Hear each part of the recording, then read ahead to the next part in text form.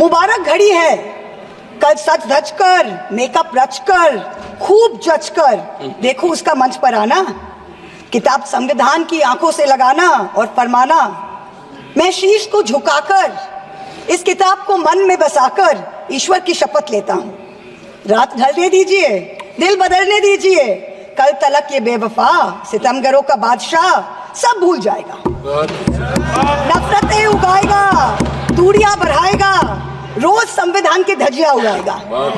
मगर जो आज महफिल सजी है यही मानती है कि हीरो वही है, मुबारक घड़ी है। For the past 10 years, a very large number of people in this country have felt that संविधान खतरे में है. This government on a daily basis is pursuing unconstitutional methods of restricting freedom of the press and freedom of speech.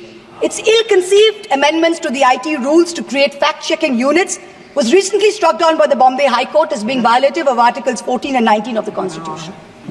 The latest UP police cases against fact-checker Mohammad Zubair, when the UP police is invoking de facto sedition against a fact-checker who is documenting hate speech. This is preposterous.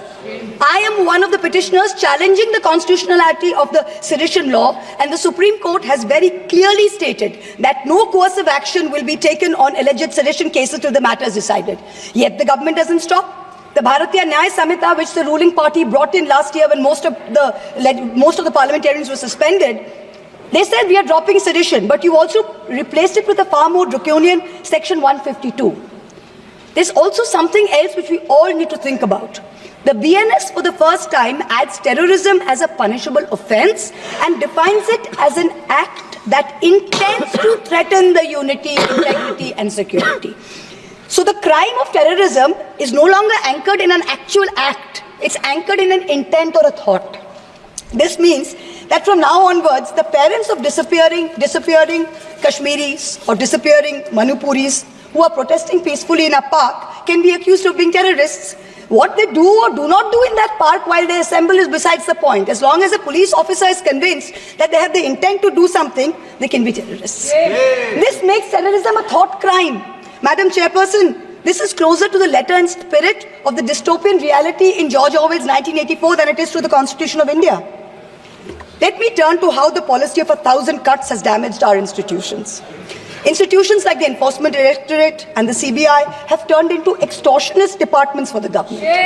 14 political parties approached the Supreme Court against the coercive criminal actions of these two agencies. 95% of cases by these two agencies are against opposition politicians. Since 2014, 25 opposition leaders facing corruption have crossed over to the BJP. 23 of them have got reprieves. 3 cases are closed. 20 cases are stalled.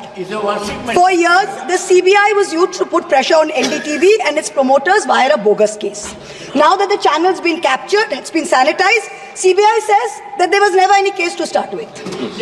Airports and large infrastructure have been captured by crony capitalists by similar misuse of the ED and the CBI. In a cooked-up case against me, the CBI is wasting precious time and resources looking for a scarf and lipstick that a friend gifted me.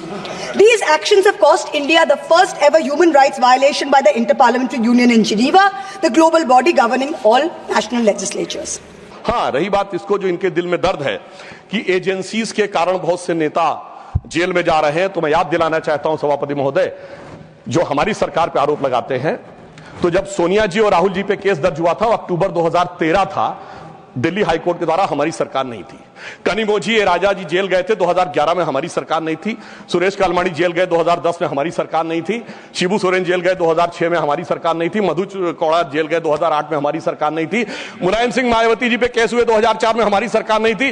Karunanidhi ji jail गए 2000 में, Lalu Yadav ji jail गए 1997 में, झारखंड मुक्त मोर्चा रिश्वत काट 1994 में, और sir Rajiv Gandhi ji पे आरोप 87 में और FIR 1990 में। मेरे भाई, हम लोग पढ़ाई की एज से प्रौढ़ावस्था में आ गए, आप लोगों को अंदर बाहर कोर्ट कचहरी का चक्कर काटते देखते हुए, और फिर 2014 के बाद की पर्ची हमारे नाम की फाड़ रहे हैं। मुझे लगता है ये बिल्कुल तथ्यों के विपरीत है। ईमानदारी से उनको आत्मावलोकन करने का प्रयास करना चाहिए, बजाय कि आरोप लगाने के ऊपर। हाँ, एक बात मैं जरूर कहना चाहता हूं, गृह मंत्रालय ने एक बहुत बड़ा काम इस कार्यकाल में जानते क्या किया? इस देश को वास्तविक रूप में सेकुलर बना दिया, समग्र रूप से सेकुलर बना दिया। सर, वो क्या था?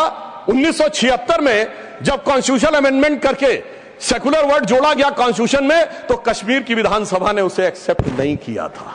इसलिए इस देश में एक ही राज्य था जो संवैधानिक दृष्टि से सेकुलर नहीं था। सर 5 अगस्त 2019 को जब धारा 370 हटी तो यह वास्तविक अर्थों में पूरा देश सेकुलर हो गया। इसके लिए मुझे लगता है गृह मंत्रालय को बधाई दी जानी चाहिए। और एक और मैं बात कहना चाहता हूं सर, अभी विश्व का सबसे बड़ा आयोजन कुंभ मेला हुआ, इसके लिए उत्तर प्रदेश की सरकार की तो प्रशंसा की जा सकती है, इसमें कोई दो राय नहीं है, परंतु यह भी सत्य है सर, इतना बड़ा आयोजन हुआ और किसी प्रकार की कोई अप्रिय घटना, एक दुर्घटनावश होने वाली उस भगदड़ के अलावा क्या कोई गोली चली, कोई पटाखा फूटा, कोई सुरक्षा को लेकर अटैक हुआ? यदि यह नहीं हुआ तो मैं मानता हूं इसके लिए सुरक्षा एजेंसियों की सतर्कता और उसके लिए गृह मंत्रालय की जो सजगता थी वो भी बधाई का पात्र है। और वैसे मैं एक शब्द और कहना चाहूंगा सर, जो कुछ कुंभ मेले में दिखाई पड़ा था उसको कम से कम मैं निगेटिव बात न कह के एक पॉजिटिव बात कहना चाहूंगा। अनेक विदेश से लोग आए, 66 करोड़ लोग आए, लाखों लोग विदेश से आए, 73 देशों के राजनयिक आए, 100 से अधिक लोग आए और वो आकर यहां देखकर क्या चौंक जाते थे। सभापति महोदय, कोई कहता था दुनिया में सब कुछ पैसे के लिए होता है, मार्क्स, तो कोई कहता था सब फिजिकल प्लेजर के लिए होता है, फ्रायड, तो कोई कहता था नेम एंड फेम के लिए होता है। परंतु जब हमारे यहां नागा सन्यासियों को देखते थे तो पश्चिम के लोग आके जानते कि वो चौंक जाते थे। उसे एक पंक्ति में कहूं कि वो सुख खोजे भौतिकता में, मदिरा में मांस की बोटी में, ये भस्म रमाए अपने तन पर खुश हैं सिर्फ लंगोटी में।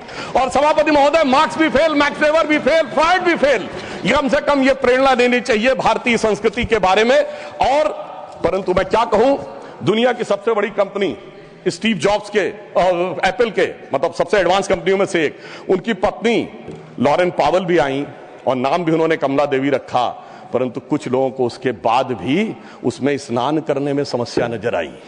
तो मैं ईमानदारी से और विनम्रता से कहना चाहता हूं, सभी धर्मों की भावना का सम्मान होना चाहिए।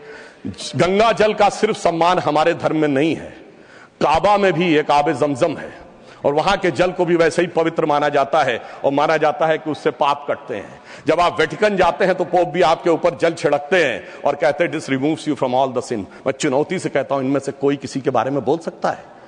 सबका सम्मान करिए परंतु सनातन का अपमान मत करिए। मैं मानता हूं कि रेडिकेशन ऑफ सनातन धर्म आपका विचार है, परंतु उसे कम से कम अपने राजनीतिक वक्तव्यों में आप आने का प्रयास मत करिए।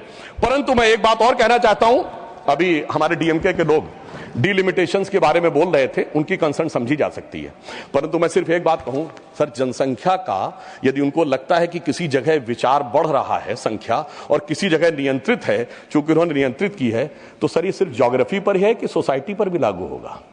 अगर किसी समूह ने, धार्मिक समूह या मजहबी समूह की जनसंख्या बढ़ी है और दूसरे ने नियंत्रित किया है, सर वहां पर तो नहीं चर्चा होनी चाहिए, सिर्फ ज्योग्राफी पे होनी चाहिए, सोसाइटी पे नहीं होनी चाहिए। और मैं ईमानदारी से कहना चाहता हूं, यदि विचार जनसंख्या नियंत्रण का कानून लाने का समर्थन करिए तो मुझे लगता है इस विषय के ऊपर ईमानदारी से काम करने का प्रयास करना चाहिए।